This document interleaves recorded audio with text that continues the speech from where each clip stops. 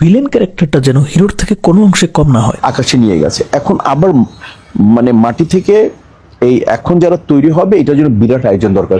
অভিনেতা শাকিব খানকে আপনি কতটা পেয়েছেন? আমার স্বপ্ন তুমির শাকিবকে দর্শক এই বরবাদে কতটা ফিল করতে পারবে? ভিলেন ক্যারেক্টারটা যেন হিরোর থেকে কোনো অংশে কম না হয়, সেই ব্যাপারটা বরবাদে কতটা পাবে দর্শক? এই যে বরবাদ সিনেমাটা, এইটা যখন আপনি শাকিব খানের কাছে নিয়ে গেলেন, মেগাস্টার বাংলাদেশের একমাত্র, আগে থেকে কি আপনার একটা প্রিপারেশন ছিল যে আপনি কি ওনাকে আগে থেকে চিনতেন? পরিচিতিটা কিভাবে হলো আপনার ওনার সাথে? আমাদের মেগাস্টার শাকিব খানকে চিনে না দেশ এবং দেশের বাইরে এরকম মানুষ খুব কম আছে না, Right. সে জায়গা থেকে আমার চেনাটা খুব স্বাভাবিক, কিন্তু তার সাথে আমার কখনো সামনাসামনি ভাবে দেখা হয়নি। এটাই মানে পূর্ব পরিচিত ছিল না। না না, আচ্ছা, একদমই না। আমাদের মেগাস্টার ওই হিসাবে সবাই যেমন চিনতো আমি এরকম চিনতাম, এবং আমি তার ফ্যান ছিলাম। ও আচ্ছা, আপনি এখনো আছে। ফ্যান ছিলেন? হ্যাঁ, এখনো আছে। তো যখন আপনি গেলেন অফিসে গিয়েছিলেন ওই গল্পটা নিয়ে বরবাদের, এই গল্পটা আপনি, আমি শুনেছি যে 15 মিনিটে ওনাকে কনভিন্স করছেন, সেটা?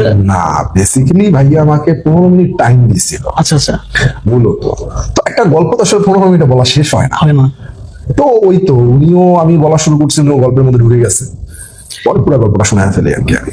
তার মানে হচ্ছে ওই প্রথম মিটেই গল্পটা ওনাকে শোনান আপনি, তারপর ওনার পছন্দ হয়। হ্যাঁ, ওই বসাতেই হচ্ছে যে হ্যাঁ ভালো লাগছে, খুবই ভালো লাগছে ভাইয়া।